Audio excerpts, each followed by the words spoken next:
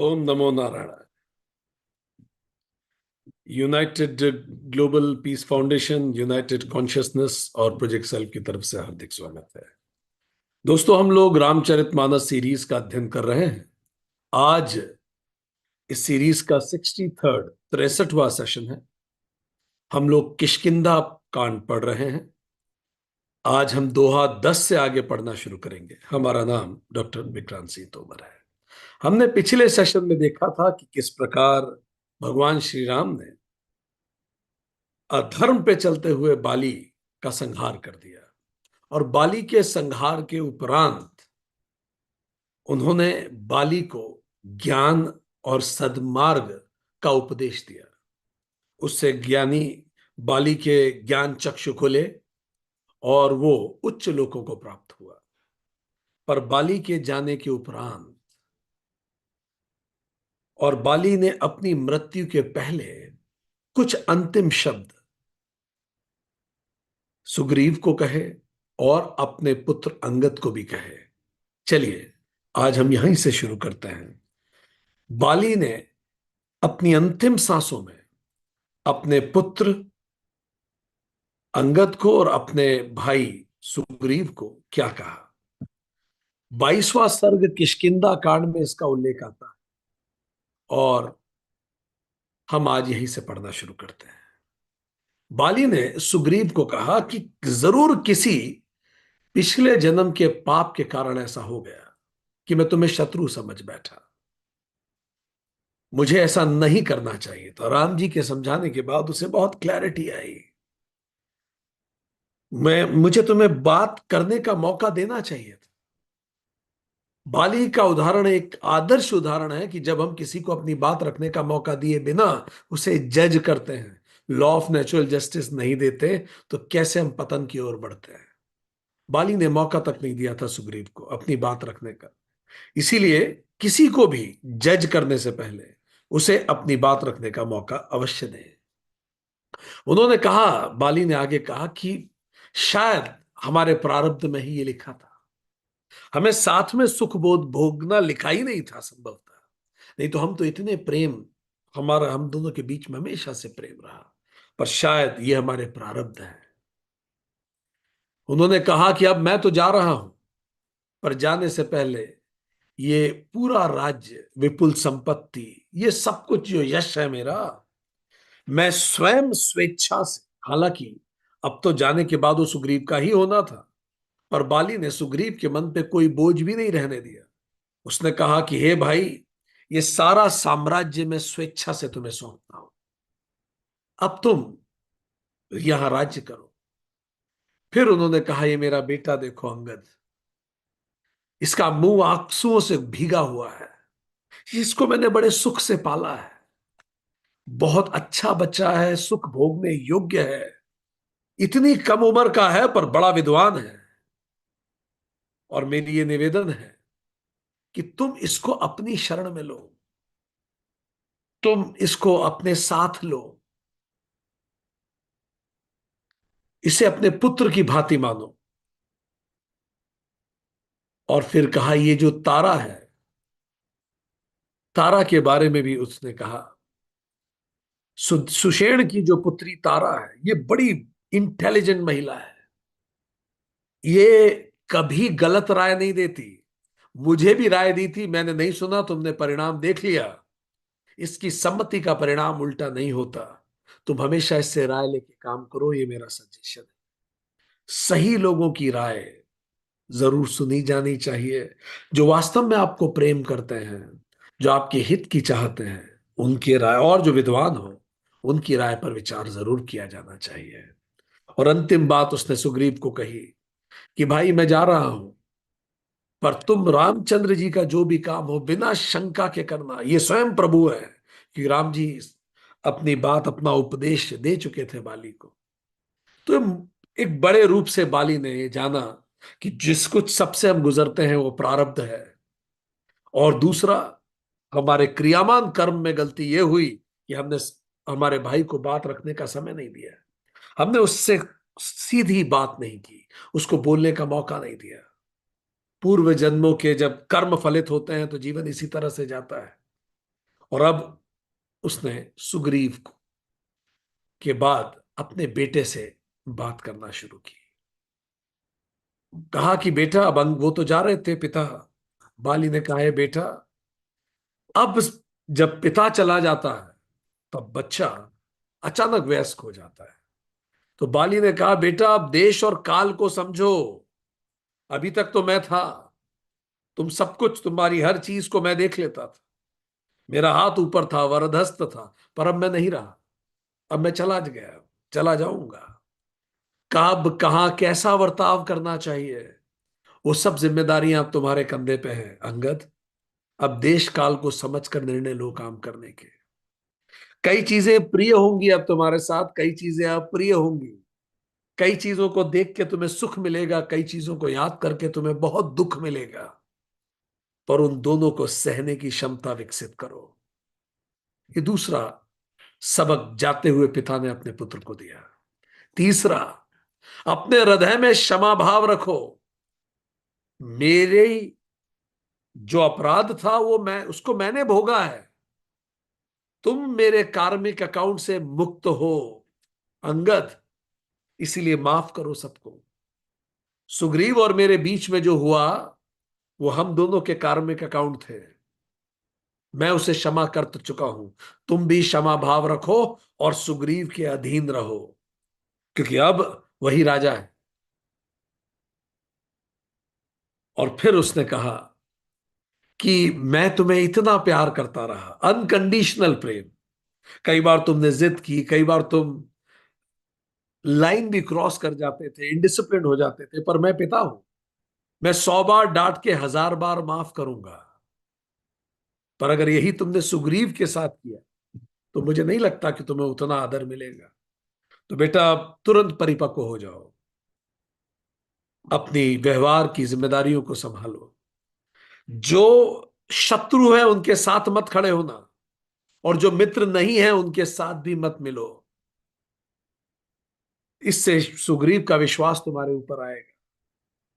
और अपने इंद्रियों को वश में रखो बेटा, अगर तुम्हें कुछ बड़ा करना है। किसी से अत्यधिक प्रेम भी ना करो और ना किसी से अत्यधिक घृणा करो, मध्य में आ जाओ। क्योंकि अत्यधिक घृणा और प्रेम दोनों आंखों पे पट्टी बांध देते हैं, सही गलत की समझ नहीं होती। इसीलिए मध्य में आ जाओ, ये दोनों ही महान दोष है।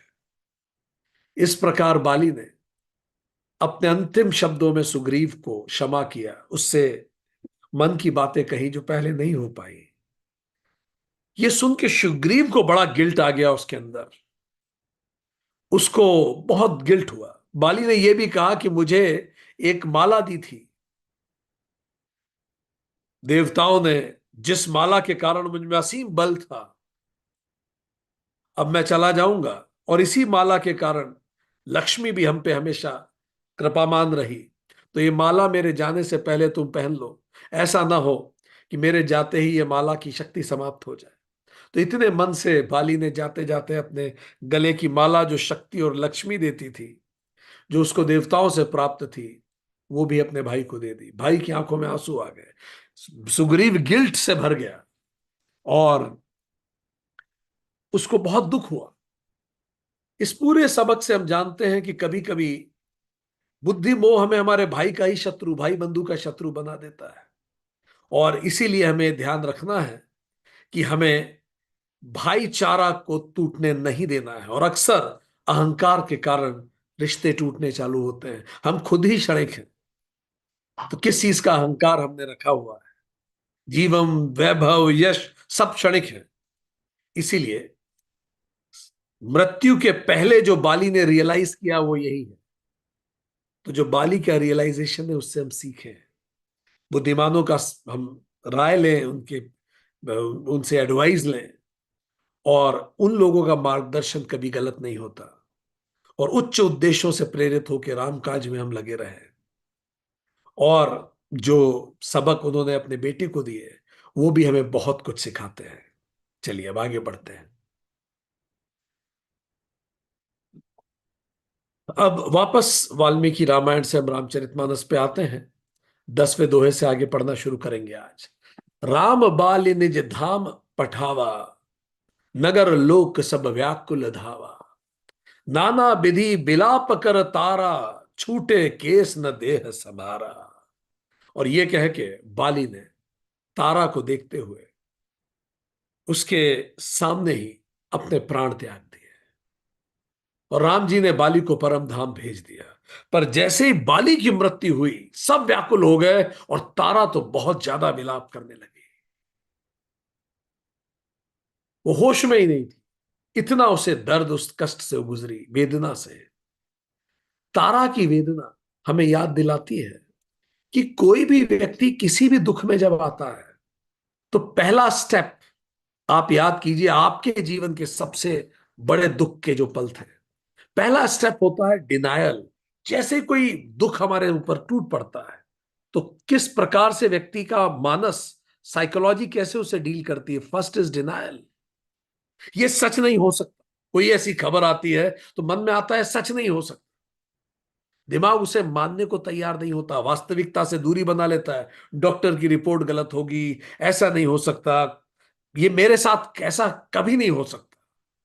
स्तब्धता, अविश्वास, दिमाग सुन्न हो जाता है। याद कीजिए, जब आपको पहली बार ऐसी खबर आई, जो भी जानकारी मिली, जिसने आपके जीवन के सबसे बड़े दुख को प्रेरित किया, भावनात्मक शॉक होता है। यही तारा के साथ हुआ।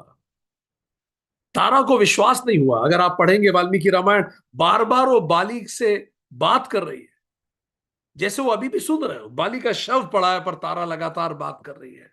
बोलती है, मुझसे बात क्यों नहीं कर रहे हैं आप? उठिए, आप भूमि पे कैसे सो सकते?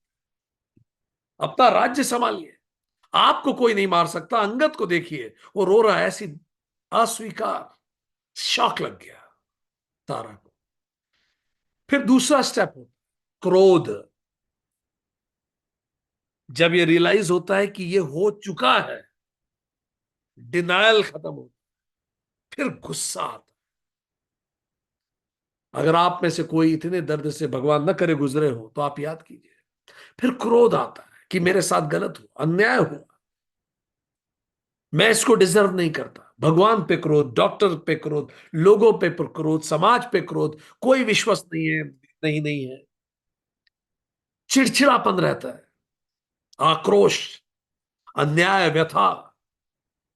तारा बहुत नाराज होती है राम जी से भी, राम जी की निंदा करती है।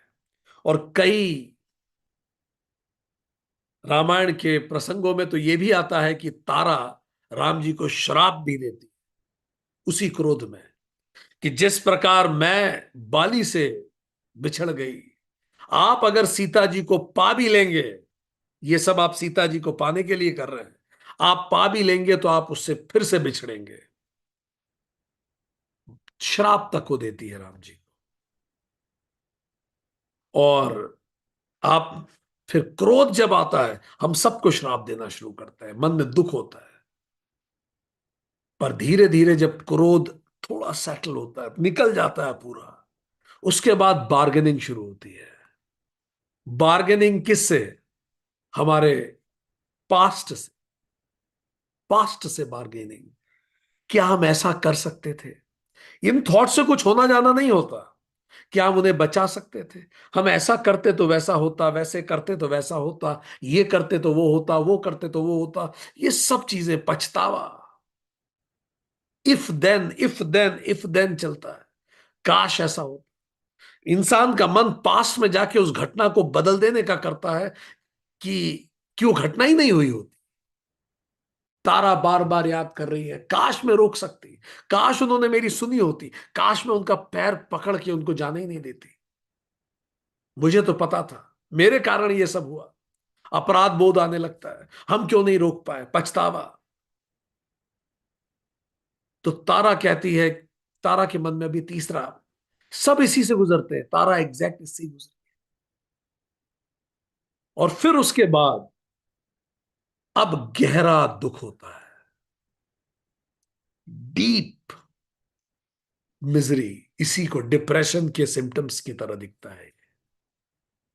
वो सचमुच चला गया व्यक्ति, और वास्तविकता पूरी तरह से सामने आ जाती है। सारा रज सेटल डाउन।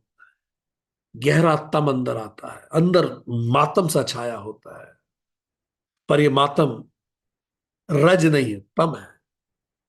बहुत गहरा दुख महसूस होता है, निराशा, खालीपन, रोना, पूरा जीवन शून्य लगना, किसी चीज में रुचि नहीं होना, आंखें जीरो की तरफ देखती रहना, बार बार वही सपने आना, मन ही मन बातें करते रहना, हर घटना के हर हर क्लू पर वही यादें फिर से ताजा हो जाना।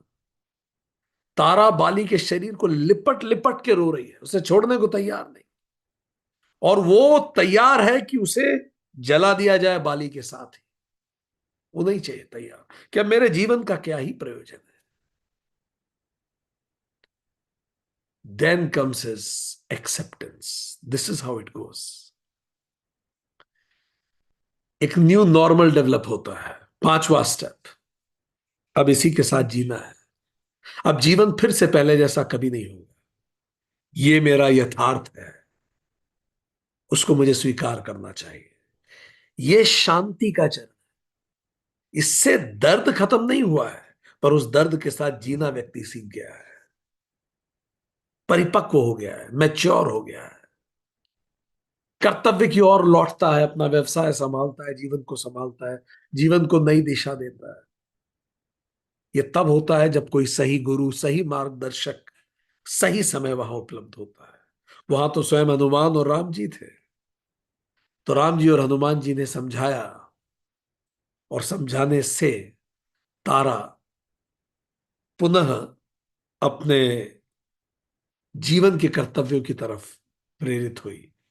सो तारा इन सब से गुजरी, पांचों स्टेप से, denial, anger, bargaining, depression and then acceptance. Hanuman ji ने तारा को समझाया, बहुत सुंदर बात हनुमान जी ने समझाई। ये सारे पॉइंट्स बड़े कीमती हैं। हनुमान जी ने तारा को कहा, ये 21वें सर्ग किष्किंधा कांड में आता है, पहला पॉइंट, देवी गुण बुद्धि से और दोष बुद्धि से जो अपने कर्म हैं हम उन्हीं को प्राप्त करते हैं। सो हनुमान जी ने कहा, आप, you have nobody to blame, Bali has gone through his karma. तो जो भी कर्म हमारे गुण बुद्धि से हुए या दोष बुद्धि से, बाली उससे गुजरा है। ये आप, हम उन सभी लोगों के लिए है जो किसी दुख से गुजर रहे हैं और गुजरे हैं, उनको याद दिला रहे हैं हनुमान जी। हम जो भी व्यक्ति चला गया या जो भी व्यक्ति जिस भी से गुजर रहा है, वो उसकी गुण बुद्धि या दोष बुद्धि के कारण है।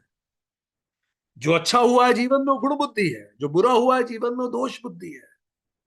व्यक्ति अपने कर्मों का फल भोग रहा है। हनुमान जी ने कहा, शांत होके बैठिए, सब अपने अपने कर्मों का फल भोग रहे हैं। जो शुभ बुद्धि है उसके कारण उनका जीवन बेहतर हो रहा है, जो दोष बुद्धि है उसके कारण जीवन खराब हो रहा है।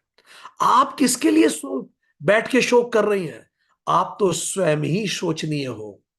आप क्या किसका जीवन बदलेंगे? अपने जीवन को ही सुधार लें, यही बहुत बड़ी बात है। आप क्या किसी का प्रारब्ध बदलेंगे?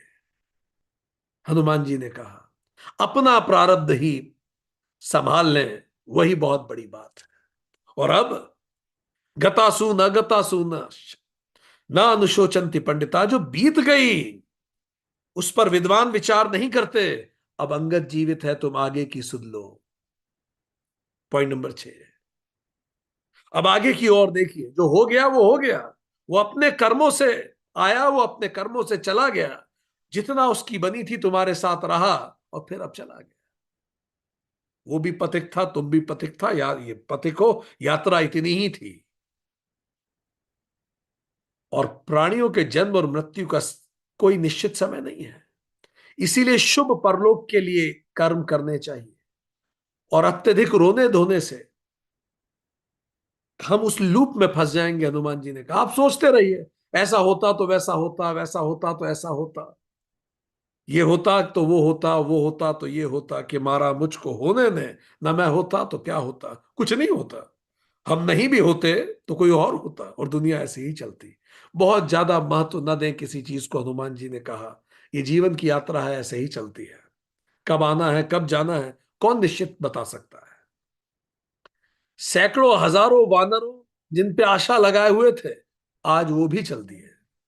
किस चीज का एरोगेंस? जिसने रावण को पूंछ पे बांध के फेंक दिया था, वो यूं ही मारा गया एक तीर से। किस चीज का एरोगेंस है? कितने आए और कितने हमसे पहले चले गए। बिजनेस एम्पायर कितना ही बड़ा हो, कार कितनी ही बड़ी हो, घर कितना ही अच्छा हो, हमारे जैसे लाखों आए लाखों चले गए, जिनका नाम तक हमें याद नहीं है। कौन ही हमें याद रखने वाला है? क्या ही हम ऐसा कर लेंगे जो हमसे पहले कोई ना कर सका, या हमारे बाद कोई नहीं कर पाएगा? तो क्या करें? सही रास्ता चुनिए, सही प्रयासों से सही दिशा में शांति से आगे बढ़िए। नीति शास्त्र के अनुसार अर्थ का साधन किया उन्होंने। आपके पति ने अच्छे से काम किया है, अब वो आगे बढ़ गए, इसीलिए आप परेशान मत होइए। उन्होंने अच्छा राज्य किया, उनको अपने सत्कर्मों के फल बने मिलेंगे।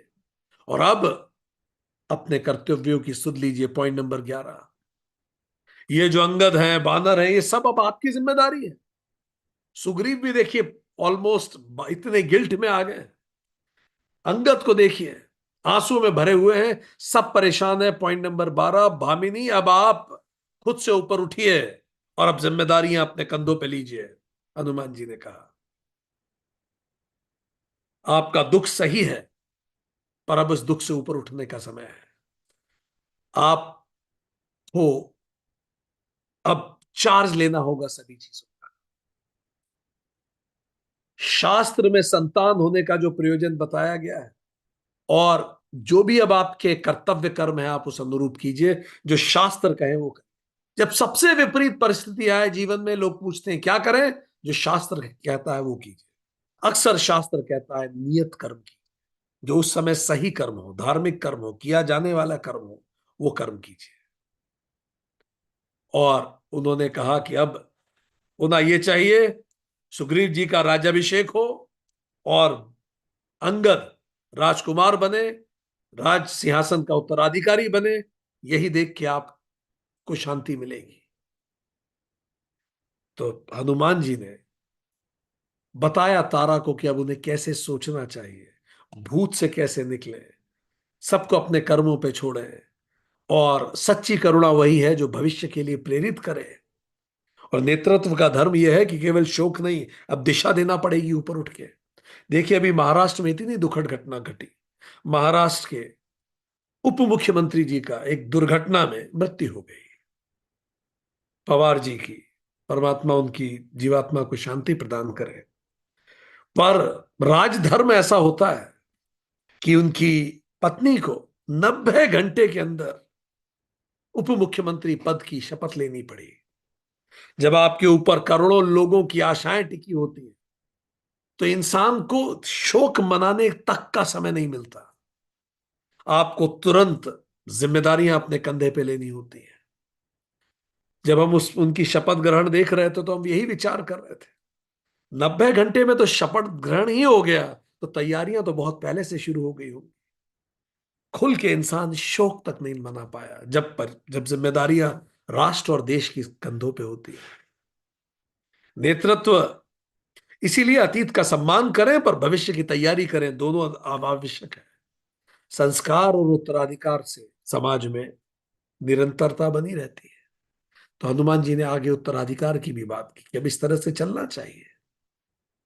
इवन राम जी ने समझाया, तारा बिकल देखि रघुराया, दीन ज्ञान हरि लीन माया, क्षिति जल पावक गगन समीरा, पंच रचित अति अधम शरीरा। और तारा को इतना परेशान देखकर रामचंद्र जी ने बोला, तारा वो तो 5 भूतों से आया, वो 5 भूतों में लौट गया। मैं तुम्हारे दर्द का सम्मान करता हूं। राम जी तारा के दर्द को गलत नहीं कहते, पर उस दर्द का, उस दुख का रूपांतरण करते हैं। केवल सांत्वना नहीं दे रहे हो, दृष्टि बदल रहे हैं। वो कह रहे हो पंच महाभूतों से बन के आया, पंच महाभूतों में वापस लौट गया। प्रकट सो तनु तब आगे सोवा, जीव नित्य के ही लगी तुम्हें रोवा, उपजा ज्ञान चरण तब लागी, लीन्हे सी परम भगति बर मांगी। और जो शरीर जो तुम्हारे सामने सोया हुआ है, और जीव नित्य है, फिर तुम किसके लिए रो रही हो? इसके शरीर में जो नित्य है वो तो कभी नहीं खत्म होगा, और इसमें जो अनित्य है उसको तो कभी तुम बचा ही नहीं सकती थी। याद कीजिए भगवत गीता। जो नित्य है वो कभी खत्म नहीं होगा, और जो अनित्य है उसको कोई बचा नहीं सकता। जब ये ज्ञान उसके अंदर आया कि हाँ ये सच है, बाली कहीं नहीं गया, इन्हीं हवाओं में है, आसपास 24 घंटे मेरे साथ है, उसका शोक जाता रहा, और अंततः वो भक्ति में समा गई। तो पेन को अगर प्रॉपर रिफ्लेक्शन मिले तो विजडम पैदा होती है, विजडम परिपक्व होती है तो डिवोशन बन जाता है। तो राम जी और हनुमान जी के समझाने से तारा ने खुद को संभाला, और फिर सुग्रीव का राज्यभिषेक हुआ। तुम उपकार सुग्रीवी कीना, राम मिलाए राजपद दीना। हनुमान जी के बारे में कहा भी जाता है। सुग्रीव का राज्यभिषेक हुआ। उमा दारु जोशित की नाई, सबही नचावत राम गुसाई। तब सुग्रीव ही आयुष दीनहा, मृतक कर्म विधिवत सब कीनहा। राम जी कहते हैं, हे उमा, राम जी सबको कुटपुतलियों कठपुतलियों की तरह नचाते हैं। वो किसी को रंक से राजा बना देते हैं, राजा से रंक बना देते हैं, किसी को ले आते हैं जीवन में, किसी को जीवन से हटा देते हैं। हम सब कठपुतलियों की तरह नाचते हैं। इसलिए अपने सत्कर्म करते रहिए, गिव योर बेस्ट, और वो कठपुतली नचाने वाला जैसा नचाए, लीव द रेस्ट, वो जैसा नचा ले फिर। या कृष्ण अपनी बांसुरी से वो जैसे बजा ले, हम बस बांसुरी बन जाएं, कृष्ण जैसी बजाना उसको चाहे। और हमारा कर्तव्य है कि हम अच्छी बांसुरी बने, वो अपने आप को हमारे थ्रू एक्सप्रेस कर सके। और फिर रामचंद्र जी ने आज्ञा दी कि बाली का मृत कर्म किया जाए, और विधि पूर्वक सुग्रीव ने और अंगद ने बाली का मृतक कर्म किया। राम कहा अनुजहि समुझाई, राज देहु सुग्रीवी जाई। रघुपति चरण नाई करी माथा, चले सकल प्रेरित रघुनाथा। और फिर राम जी ने कहा कि अब लक्ष्मण, तुम सुग्रीव को समझाओ कि तत्काल राज्य कि अपना अपने छत्र में ले, अपने कंट्रोल में ले, क्योंकि राजा विहीन राज्य नहीं हो सकता। तत्काल तुम्हें उसको समझाना है और उसका राज्याभिषेक करो। और फिर इस अंत्येष्टि के बाद फिर राज्याभिषेक किया गया। लक्ष्मण तुरंत बुलाए पुरजन विप्र समाज, राम दीन सुग्रीव कह, अंगद कह जब राज। और सभी लोगों के समय सभी लोगों को बुलाकर, समाज ब्राह्मणों सबको बुलाकर, सुग्रीव किष्किंधा का राजा बना और अंगद युवराज हुआ। उमा राम सब हित जग माही, गुरु पितु मात बंधु प्रभु नाही। सुर नर मुनि सब कै यही रीति, स्वार्थ लागी करहि सब प्रीति। शिव जी ने कहा, हे पार्वती, इस पूरे जगत में पिता, गुरु, माता, बंधु और स्वामी, रामचंद्र जी के समान हित करने वाला ऐसा कोई नहीं।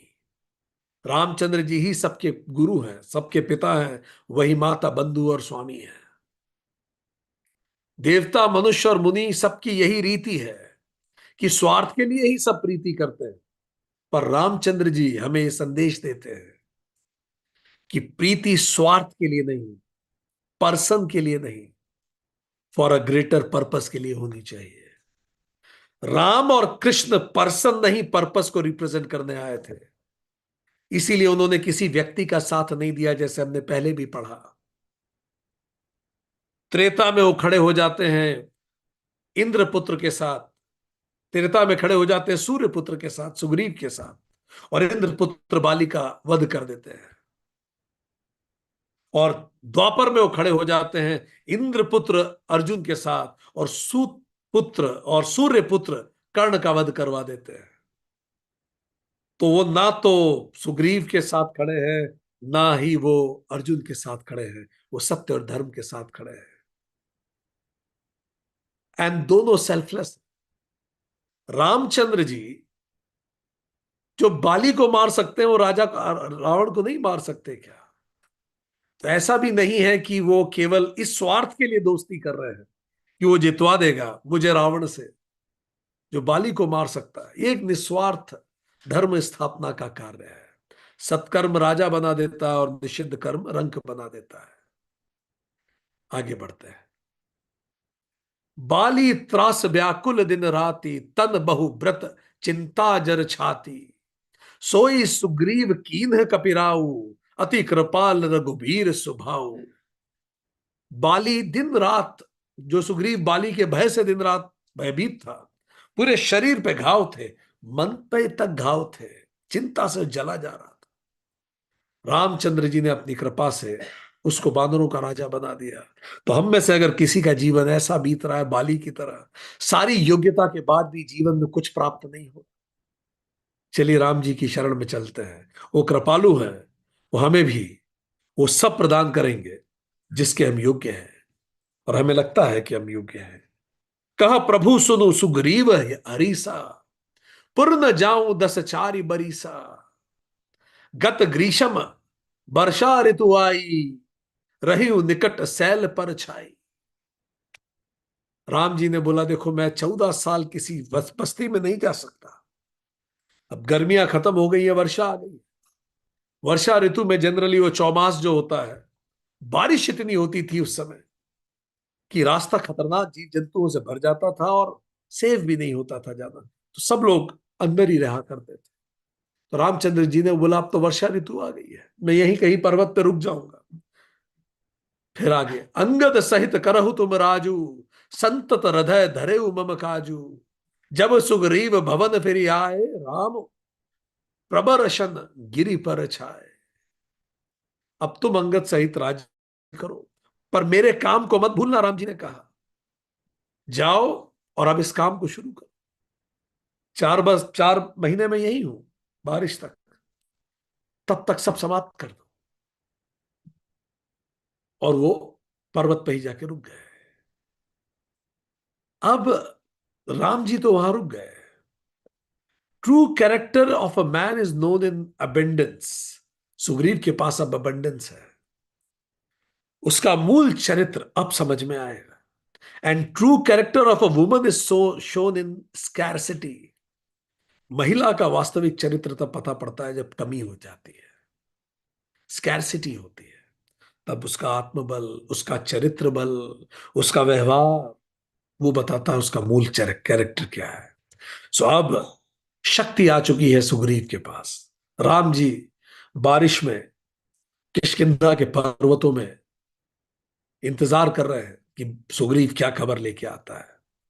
मौसम बदल गया, बारिश आ गई। आने वाले दोहा 13 से 16 लगातार बहुत सारी दोहे हैं जो बताते हैं कि किस प्रकार का बारिश का मौसम है। इन सारे दोहों में रामचंद्र जी बताते हैं कि उस मौसम को देख के उनके अंदर क्या विचार आ रहे हैं।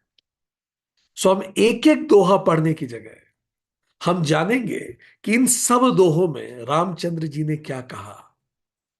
ये जो पूरे दोहे हैं, ये पूरे दोहे दोहा 13 से 16 के बीच में रामचंद्र जी जब प्रकृति को देख रहे हैं, बारिश झमाझम बूंदे गिर रही हैं, तो क्या सीख रहे हैं वो बताते हैं।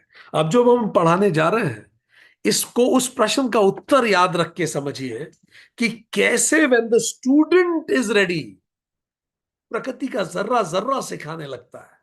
हमें आध्यात्मिक साधना के लिए कहीं हिमालय जाने की ही आवश्यकता नहीं है। आपके पास अगर आध्यात्मिक लेंस है तो हर घटना आपको सिखाएगी। राम जी देखिए कैसे सीख रहे हैं। 2:13 से 16 प्रकृति के समय राम जी कह रहे हैं देखिए मोरों के झुंड कैसे बादलों को देख के नाच रहे हैं। जब मोरों के झुंड नाच रहे हैं तो देख के राम जी ने बोला ऐसा लग रहा है जैसे वैराग्य से अनुरक्त मनुष्य विष्णु के भक्तों को देख के नाचने लगता है। सत्संग देखिए सिमिली कितनी सुंदर है। मोरों के झुंड नाच रहे हैं तो उनको ऐसा लग रहा है जैसे जो विष्णु जी के भक्त होते हैं वो दूसरे भक्त को देख के नाचने लगते हैं। सब एक दूसरे को देख के प्रसन्न होते हैं। सत्संग में लोग कैसे खुश होते हैं। फिर राम जी कह रहे हैं जो बादल उमड़ घुमड़ के घोर घोर घोर बरस रहे हैं, जब बादल गरजते हैं तो कहते हैं सीता के बिना मेरा मन डरने लगता है। मुझे लगता है सीता पे ये बिजली गिरी है। विरह प्रेम की गहराई दिखाता है। रामचंद्र जी बोलते हैं बिजली की चमक बादलों में ठहरती नहीं है, बिजली एक पल के लिए आती है फिर गायब हो जाती है, देखो फिर से गायब हो जाती है। जैसे दुख हमेशा स्थिर नहीं रहता, रामचंद्र जी ने कहा कि दुख स्थिर नहीं रहता, वो आता है और चला जाता है। दुख स्थिर नहीं रहता, अस्थाई है। तो हम भी दुखी हो तो उस बिजली को देखें, वो स्थाई नहीं रहती, ऐसे दुख भी स्थाई नहीं रहता। रामचंद्र जी बोल रहे हैं बादल पृथ्वी के पास आके बरस रहे हैं, जैसे विद्या पाकर विनम्र हो जाते हैं विद्वान। बादल कैसे बरस पड़ते हैं, झुक के नीचे आके भारी हो जाते, जैसे ऊपर जाते हैं भारी होते हैं, फिर बरसना चालू कर देते हैं। तो इसी प्रकार पृथ्वी के समीप आकर जैसे बादल बदल रहे हैं, गरज रहे हैं, बरस रहे हैं, ऐसे विद्वान भी नम्र हो जाते हैं। कभी कभी वायु बहुत तेजी से चलने लगती है, जैसे कुसंग से के उत्पन्न होने से उत्तम कुल का व्यक्ति भी भ्रष्ट हो जाता है। अगर आपकी गलत संगत है तो जैसे वायु बहा ले जाती है, वो आपको बहा ले जाएगा। तेज वायु गलत संगत की तरह राम जी ने कहा लगती है। और कभी कभी दिन में घोर अंधकार छा जाता है और कभी कभी सूरज प्रकट हो जाता है। बरसात का मौसम ऐसे ही होता है, बादल अंधकार कर देंगे फिर सूरज आ जाती है। जैसे कुसंग को पाकर ज्ञान नष्ट हो जाता है और फिर सत्संग को पाकर ज्ञान फिर से जागृत हो जाता है। कई बार आप में से भी कई लोगों के साथ ऐसा होता होगा, बहुत दिनों से जब क्लासेस नहीं किया, कुछ सत्संग नहीं किया, तो कई बार समय की धूल चढ़ने लगती होगी। पर जब सत्संग हम लोग मिलके करते हैं तो फिर से सूरज उदित हो जाता है, संगति से चेतना बदलने लगती है। राम जी ये बता रहे हैं, अगर आप वैराग्य से देखें, आध्यात्म से देखें, तो हर चीज हमें सिखाती है। कहीं कहीं शरद ऋतु में थोड़ी थोड़ी वर्षा हो रही है, जैसे कहीं वर्षा हो रही है कहीं नहीं वर्षा हो रही, जिसमें बीज है वही मेरी भक्ति पाएगा। 100 शुरू करते हैं, 2 खत्म करते हैं आध्यात्मिक यात्रा, ऐसा ही तरीका है। बस कहीं कहीं बरसात होती है, बाकी जगह तो बादल घुमड़ के चले जाते हैं। कोविड में सब तरफ बादल घुमड़े थे, क्योंकि सब आध्यात्मिक हो गए थे अचानक, इतना कष्ट था। पर आप देखिए, यात्रा सबने शुरू की, पर हर उस यात्रा पे जारी नहीं रख पाता, समय लील ही लेता है। तो कहीं कहीं ही बरसात हो पाती है। बिना बादलों के निर्मल आकाश दिखता है, राम जी कहते हैं।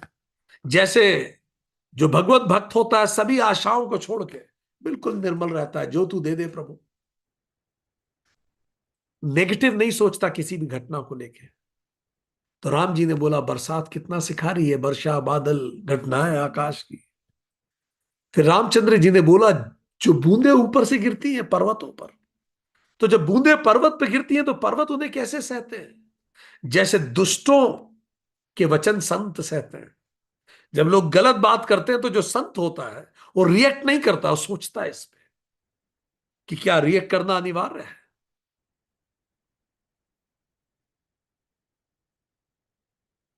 बादलों की चोट पर्वत ऐसे सह रहे हैं जैसे दुष्टों के वचन संत सह रहे हैं। कितनी सुंदर सी मिली है। छोटी नदियां भरकर किनारों को तोड़ती हुई चलती हैं, जैसे छोटा सा थोड़ा सा धन और पद पाकर दुष्ट इतराने लगता है। किसी को योग्यता से ज्यादा मिल जाए तो अपनी लिमिट्स क्रॉस करने लगता है, जैसे छोटी छोटी नदियां जल भर के किनारों को तोड़ के निकल रही हैं। पृथ्वी में पड़ते ही पानी गंदला हो गया, जैसे माया जीव से चिपट जाती है, जैसे कीचड़ हमारे मन से चिपटा हुआ है। कीचड़ देख के तक राम जी को माया याद आ रही है। यह है आध्यात्मिक विजन। नदियों को देख के राम जी को याद आ रहा है कि कैसे व्यक्ति को योग्यता से ज्यादा मिल जाए तो अहंकार बढ़ जाता है। जल चारों तरफ से आकर तालाब में एकत्रित हो रहा है, जैसे सद्गुण एक एक कर कर सज्जन के पास स्वतः आ जाते हैं।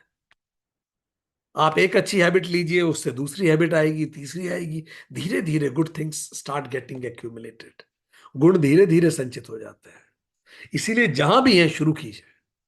नदी का जल समुद्र में जाकर वैसे ही स्थिर हो जाता है जैसे श्री हरि को पाके व्यक्ति स्थिर हो जाता है। इलेक्ट्रॉन पूरा स्थिर हो जाता है, जैसे सेल्फ रियलाइजेशन करने पे व्यक्ति स्थिर हो जाता है। नदियां इतनी उफनती हुई आती हैं और सागर में जाते ही शांत हो जाती। तो इतना क्रोध, रिएक्शन, रिएक्टिव होना, जैसे ही आत्मज्ञान उदित होता है सब शांति। नदियां और तालाब का निर्मल जल जैसे मद और मोहित से रहित संतों का हृदय है। निर्मल जल देख के राम जी कह रहे हैं, देखो लक्ष्मण, ऐसा होता है संतों का हृदय, बिल्कुल निर्मल। नदी और तालाब का जल धीरे धीरे सूख रहा है। अब देखिए मौसम बदलने लगा, बारिश जा रही है। राम जी ने कहा है जल धीरे धीरे सूख रहा है। जैसे ज्ञानी पुरुष के अंदर ममता सूखने लगती है। ममता का मतलब अटैचमेंट सूखने लगता है, आसक्ति सूखने लगती है। जैसे जैसे ज्ञान बढ़ता है आसक्ति श्रिंक होने लगती है। जैसे नदी में तालाब धीरे धीरे सूखता है। अगली बार जब भी आप मार्केट जाएं, आपको भी ऐसी एक लिस्ट बनानी चाहिए कि मैं मॉल में गई, सुपरमार्केट में जाके 15 ऐसी चीजें निकाल के आई जिससे आध्यात्मिक लर्निंग हो। अगली क्लास से पहले जितने भी लोग मॉल जाके आए हैं, वो ऐसी ऐसी एटलीस्ट 10 चीजें निकालिए। और जो मॉल नहीं गए हैं, वो अपने आसपास से 10 चीजें ऐसी बताएंगे। लिस्ट तैयार रखिए, 10 चीजें जिससे संदेश मिला आप, आध्यात्मिक संदेश। रामचंद्र जी ने तो इतनी सारी बता दी, 25 चीजें बता दी उन्होंने। ऐसी कौन सी चीजें हैं जिससे आपको संदेश मिलता है, मिला है? ठीक, कुछ भी, जैसे पेन है, इससे क्या संदेश मिलता है? ये पेन में जो इंक है, ये ये वो जो है, ये माया है।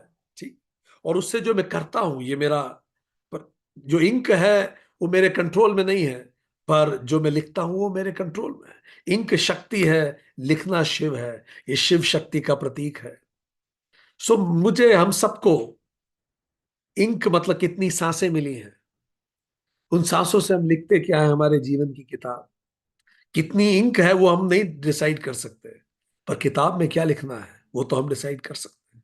ऐसे हर चीज से कोशिश कीजिए कि जैसे पानी का ग्लास है, ठीक, कई बार धूल बाहर होती है और पानी अंदर होता है, पर हमें दूर से देख के लगता है पानी खराब है। ऐसा नहीं है, धूल हमारे ऊपर जमी हुई, उस धूल को हटाएंगे तो अंदर जो आत्मा है वो बिल्कुल निर्मल ही है। बहुत कुछ आप सोच सकते हैं।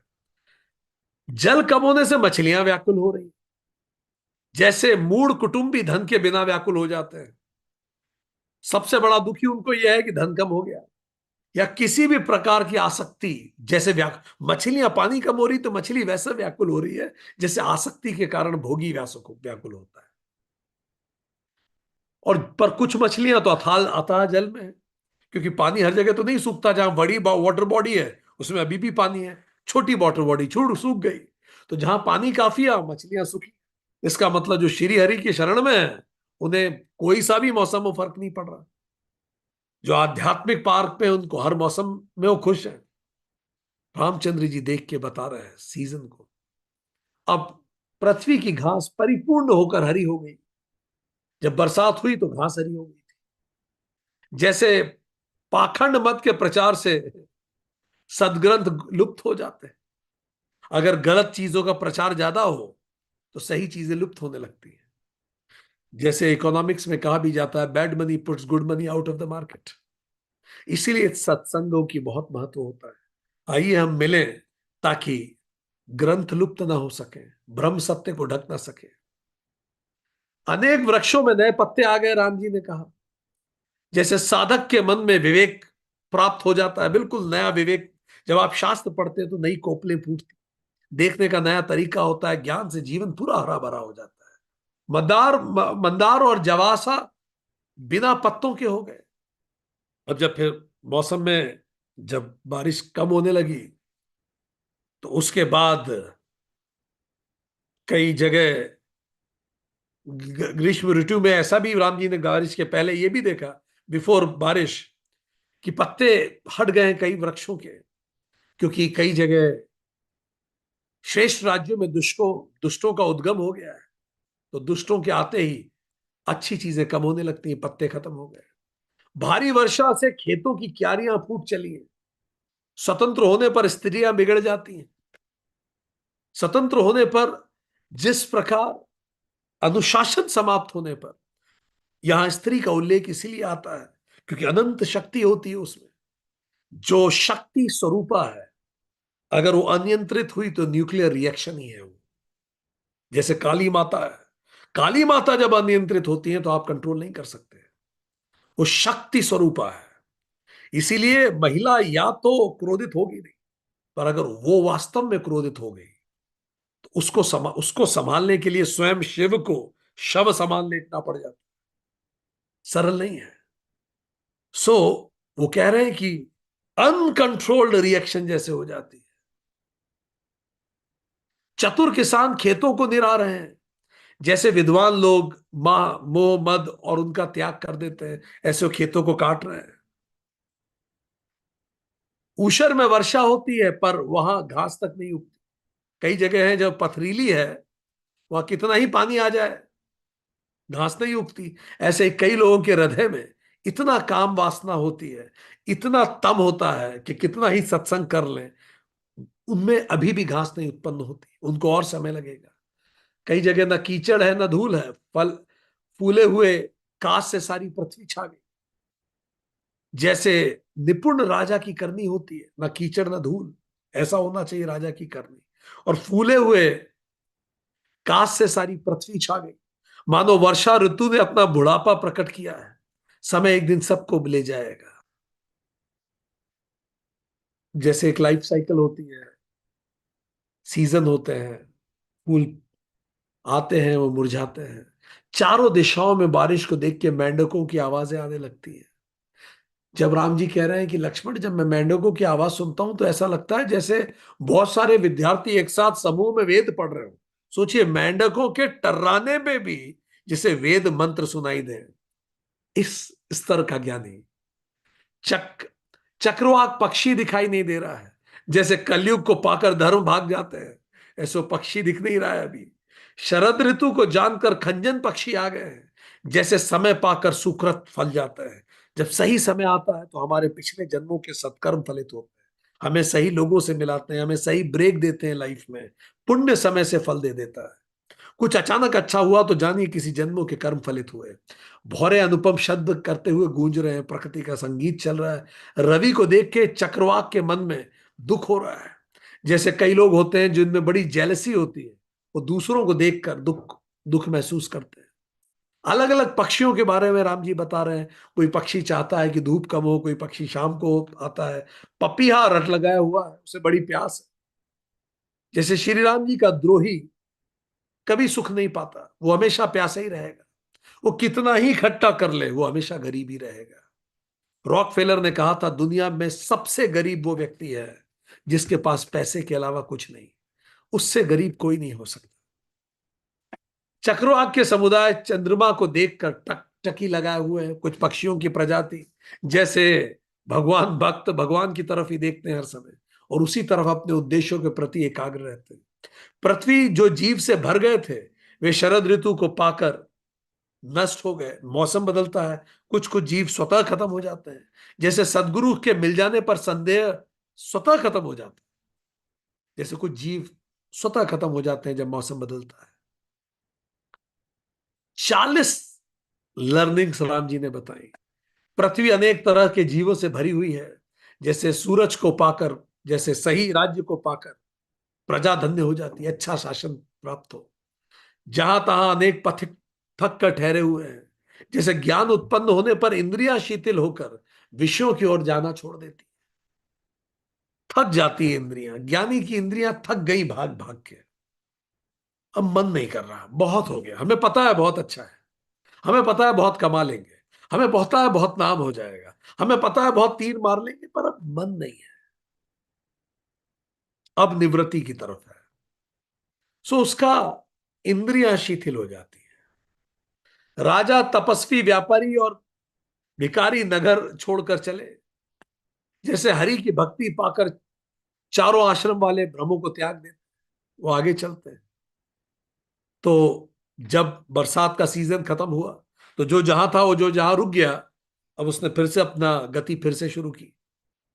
जैसे हरि की भक्ति पाकर जीव फिर रुकता नहीं, लगातार सबको त्यागता है और आगे बढ़ता है। कमलों के फूलों ने तालाब में कैसी शोभा पाली। जैसे निर्गुण ब्रह्म सगुण होने पर शोभित होता है, कितनी सुंदर बात। जब निर्गुण ब्रह्म सगुण बनता है तो जैसे तालाब में कमल खिला हो, ऐसा सुंदर लगता है। शरद ऋतु के ताप को रात्रि के समय चंद्रमा हर लेता है।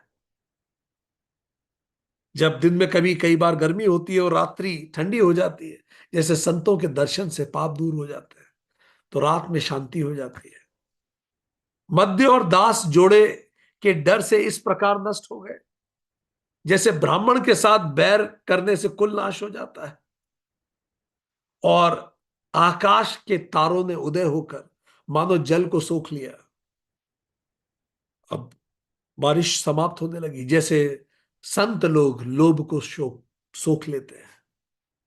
तो राम जी ने अलग अलग मौसम में, बारिश के पहले, बारिश का समय, वर्षा आने वाली थी उस समय, रामचंद्र जी ने जो कुछ देखा उससे सीखा और हमें संदेश दिया।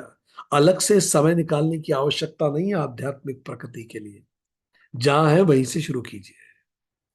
अब बरसात तो बीत गई, वर्षा गत निर्मल ऋतु आई, सुदीन तात सीता के पाई। एक बार कैसे हु सुधि जानो, कालहु जीत निमिष महु आनो। उन्होंने कहा, भरत अब तो बरसात बीत गई, शरद ऋतु आ गई, सीता की अभी तक कोई खबर नहीं। एक बार पता लग जाए वो कहाँ है, तो फिर मैं काल को भी जीत के जानकी को ले आऊं। कतौ रहू जो जीवित होई, तात जतन करी आनो सोई। सुग्रीव ही सुधि मोर बिसारी, पावा राज कोसपुर नारी। वो कहीं भी होगी, अगर जीती हुई होगी है तात, तो मैं उसे अवश्य लाऊंगा। राज्य, खजाना और स्त्री पाकर अब सुग्रीव तो भूल गया। सुग्रीव को मैंने बोला था मेरा काम याद रखना, राम जी ने बोला वो भूल गया, उसे सब मिल गया। जे ही सायक मारा मैं बाली, ते ही सरहतो मूड कह काली। जासु कृपा छूट ही मद मोहा, ता कहू उमा के सपना हु कोहा। जिस एक बाण से अगर मैं बाली को मार सकता हूं, राम जी ने बात बात में लक्ष्मण को कहा, तो क्या मैं सुग्रीव को खत्म नहीं कर सकता? सुग्रीव भूल गया क्या इस बात को? शिव जी कहते हैं कि उमा, रामचंद्र जी में तो सपने में भी क्रोध नहीं हो सकता। वो तो बस मन की बात शेयर कर रहे हैं लक्ष्मण से कि बाली को क्या लगता है अगर मैं एक तीर में खत्म, सुग्रीव को क्या लगता है अगर एक तीर में बाली खत्म हो गया, तो मैं उसे खत्म नहीं कर सकता। अगर उद्देश्य नैतिक है तो प्रयास में शिथिलता करना अनैतिक है। इसलिए जब भी सेवा का कार्य लीजिए, उसको सबसे बड़ी प्राथमिकता पे कीजिए। आई रिपीट, अगर उद्देश्य हमारे सात्विक हैं, उद्देश्य नैतिक है, तो उसके प्रयास में शिथिलता करना वो अनैतिक हो जाता है। रामचंद्र जी ने तो सुग्रीव को दोस्त की मर्यादा बताई थी, पर समहाउ एमनीशिया हो गया उसको, पावर एमनीशिया, पावर पाके वो भूल गया पूरा। एंड इसीलिए, और कई चीजों का समय स्वयं उपचार नहीं होता। राम जी का जो विरह है, उसका उपचार समय नहीं है। कॉन्फ्लिक्ट रिजोल्यूशन में टाइम पास कि let time will heal everything, नहीं, हर कुछ टाइम हील नहीं कर पाता। कॉन्फ्लिक्ट, ट्रॉमा, ग्रीवेंसेस, डिससेटिस्फैक्शंस, ये केवल टाइम हील नहीं करता, हमें प्रयास करने होते हैं। रामचंद्र जी कह रहे हैं कि ये मेरा जो दर्द है, ये 4 महीने हील कर देगा ऐसा दर्द नहीं है। अनप्रोसेस ग्रीफ अंदर जमता जाता है। और कुछ पता भी नहीं था रामचंद्र जी को, सूचना ना होने से मन में 50 आकांक्षाएं आती है। बिजली कटकती है तो रामचंद्र जी को अजीब लगता है, सीता जी कैसी होंगी, और सुग्रीव ने कुछ बताया भी नहीं, तो जानकारी भी अधूरी है, भय है मन में। तो जीवन में जो कुछ हुआ, यह आत्म विकास का उपकरण है। हम सब इन अनुभवों से गुजरते हैं, और अब आत्म विकास की बारी है सुग्रीव की, क्योंकि सुग्रीव अब मोह में आ गया। आगे बढ़ते हैं। जान ही यह चरित्र मुनि ज्ञानी, जीन रघुबीर चरण रतिमानी। लक्ष्मण क्रोधवंत प्रभु जाना, धनऊ चढ़ाए गहे करबाना। ज्ञानी मुनि, जिन्होंने भगवान राम के चरणों में प्रीति कर ली है, वे ही इस चरित्र को अच्छे से जानते हैं। लक्ष्मण जी ने जब प्रभु को क्रोध युक्त जाना, तो उन्होंने धनुष बाण हाथ में लिए, और जैसे ही लक्ष्मण जी ने देखा कि रामचंद्र जी अपसेट हैं, तो रामचंद्र जी तो छोड़िए, लक्ष्मण जी तो अपसेट स्क्वायर स्वाभाविक रूप से हो जाएंगे। याद है परशुराम जी से कैसे उन्होंने बात की थी? तब अनुज, और उसके बाद भरत से कैसे तैयार थे वो लड़ने के लिए। तब अनुज ही समुझावा रघुपति करुणा सीव, भय देखाई लो आवहु तात सखा सुग्रीव। तो राम जी ने समझाया लक्ष्मण को कि लक्ष्मण रुको। लक्ष्मण तो तैयार धनुष लेके, उन्होंने तो सूर्पणखा का केस याद कीजिए, भरत का केस याद कीजिए, परशुराम जी का केस याद कीजिए, वो तो तैयार थे लड़ने जाने के लिए। अभी बस समझाता हूं उसे। तो रामचंद्र जी ने बोला उसे केवल डराओ, उसे मारने की बात नहीं है, हमला करने का नहीं कह रहा, जाओ और केवल उसे डरा के लाओ। गुस्सा दिखाइए करिए मत, यही नीति है। गुस्सा करना नीति है, गुस्सा दिखाना नीति है, और गुस्सा करना क्षति है। सो गुस्सा दिखाइए, जिसको रिस्टोरेटिव, ये रिस्टोरेटिव जस्टिस कहते हैं, कि केवल लोगों को डरा के सुधारो। रिफॉर्मेटिव एडमिनिस्ट्रेशन जिसको कहते हैं, सजा देना उद्देश्य नहीं है, बस डराइए, थोड़ा सा डर, ताकि लोग लॉ अबाइडिंग बने, ह्यूमन सेंट्रिक रहे। तो रामचंद्र जी ने लक्ष्मण को तुरंत चेताया, नहीं नहीं, तुम सूर्पणखा के केस में कर चुके हो, अब गुस्से में कुछ और गड़बड़ मत करना, we can't handle it seems. हाँ, यहा पवन सुत हृदय बिचारा, राम काज सुग्रीव बिसारा, निकट जाय चरण ही सिर नावा, चार ही विधि ते ही कही समझावा। और इधर हनुमान जी भी सोच रहे थे। बारिश खत्म होते ही हनुमान जी के भी मन में यही बात आ रही थी कि राम जी और हनुमान जी का मन कैसा एक है। यहां राम जी सोच रहे हो, हनुमान जी सोच रहे हैं। ऐसी टेलीपैथी, कैसे कैसे ये सुग्रीव कैसे भूल सकते। सुग्रीव मन को देखिए जरा, विपन्नता में अत्यधिक दुखी था वो। फिर राम से मिलके एकदम से उसको वो मिल वैराग्य आ गया था, मुझे कुछ भी नहीं चाहिए, क्षणिक वैराग्य हो गया था। और फिर बाली का वध करने के बाद फिर क्षणिक फिर से वैराग्य हो गया, कि नहीं भाई के साथ गलत हो गया, मैंने ये किया। पर साम्राज्य मिलने के बाद, तारा की प्राप्ति के बाद, अपनी पति रूमा की प्राप्ति के बाद, खतरे की समाप्ति के बाद, वो जो राम प्रेरित था वो काम प्रेरित हो गया।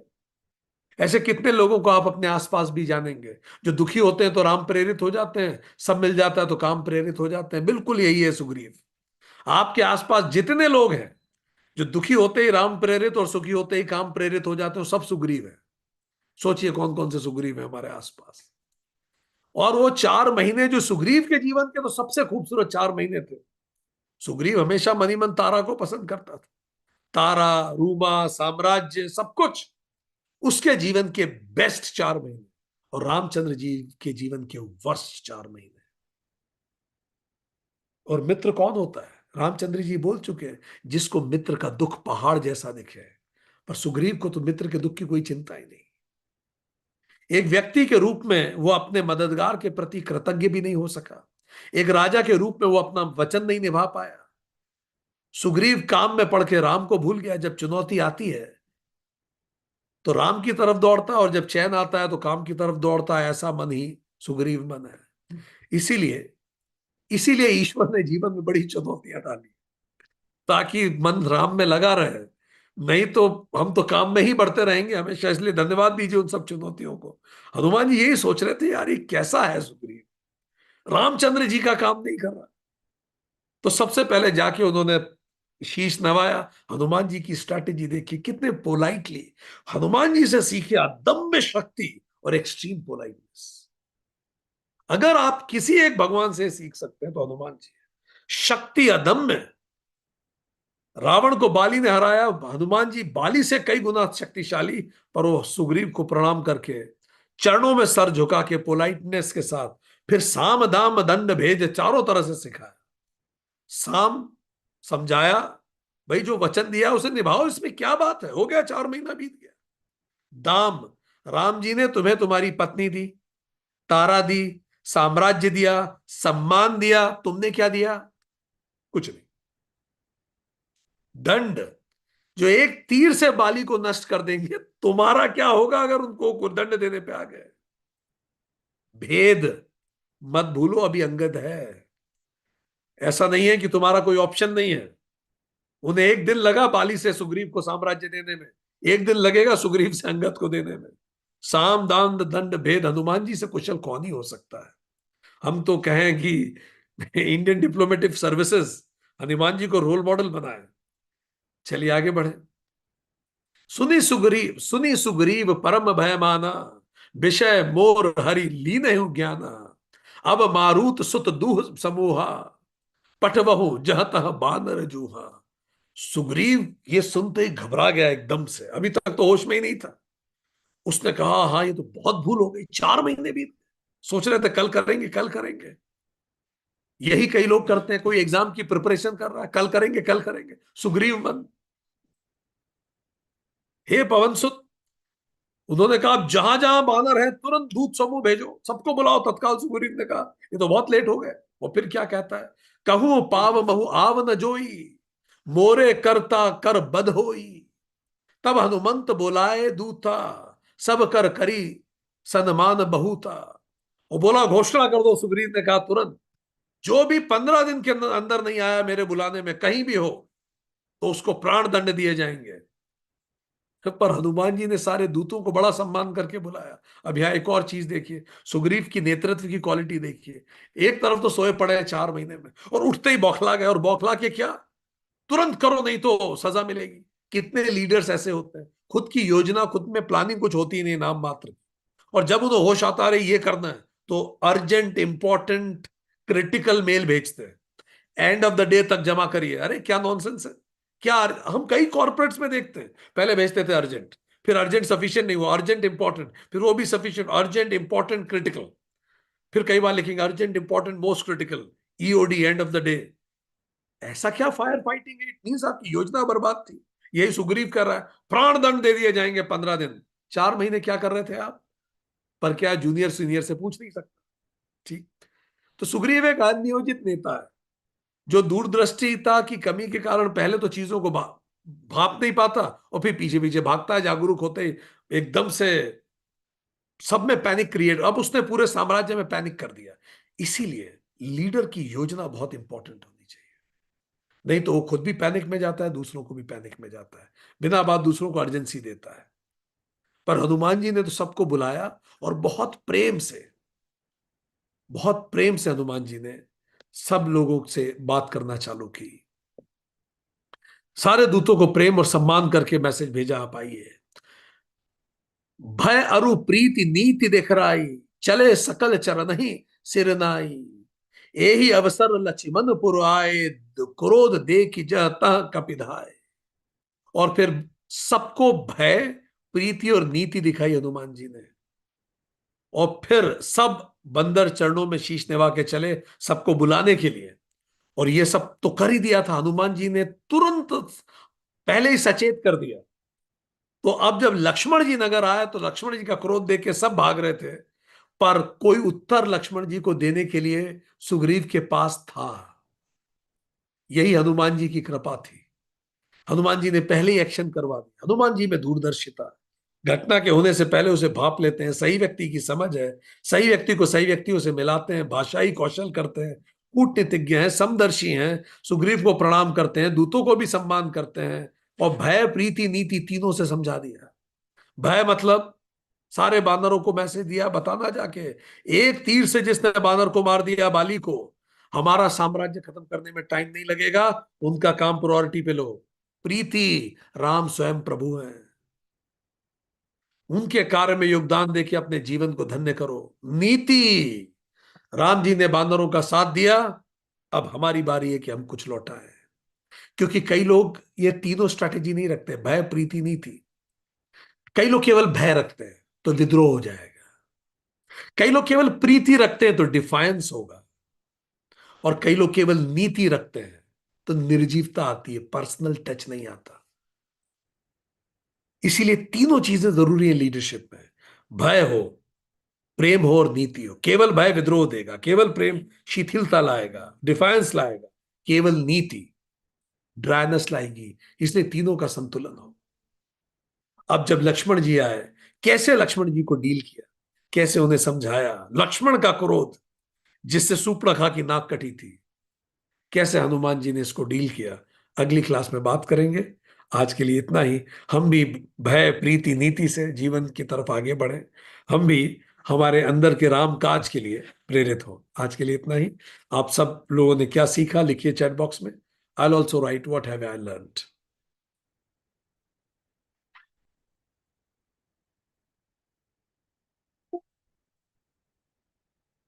बहुत अच्छा, लिखना शुरू कीजिए। क्या लर्निंग्स रही?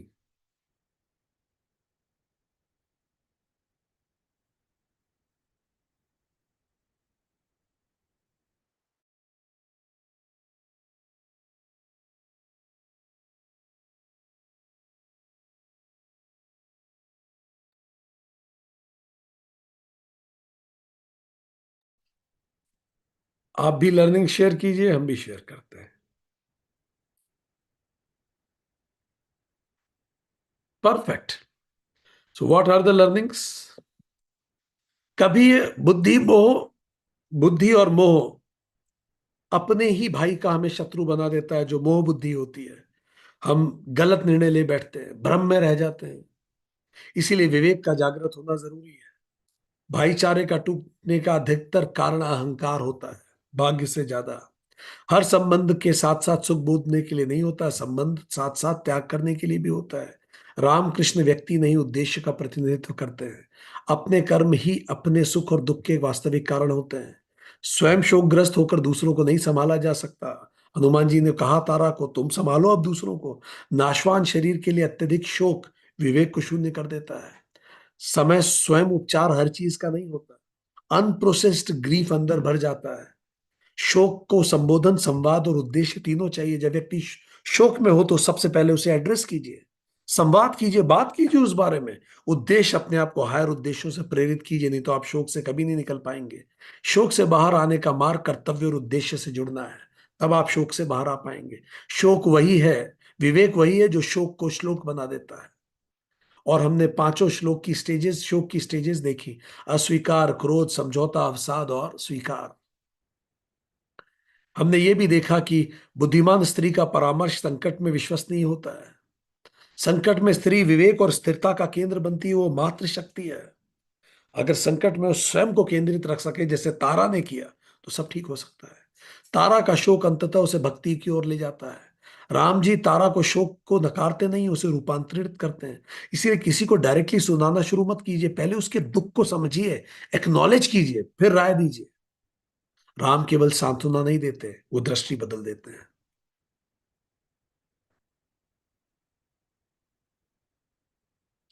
सच्ची करुणा व्यक्ति को भविष्य के लिए प्रेरित करती है। आगे चलिए, आगे की सुध लीजिए अब। सत्ता और अधिकार समय पर सौंप देना ही परिपक्व नेतृत्व है। समय पर आगे अधिकार सौंप दिया जाए, जैसे अब सुग्रीव को मिला।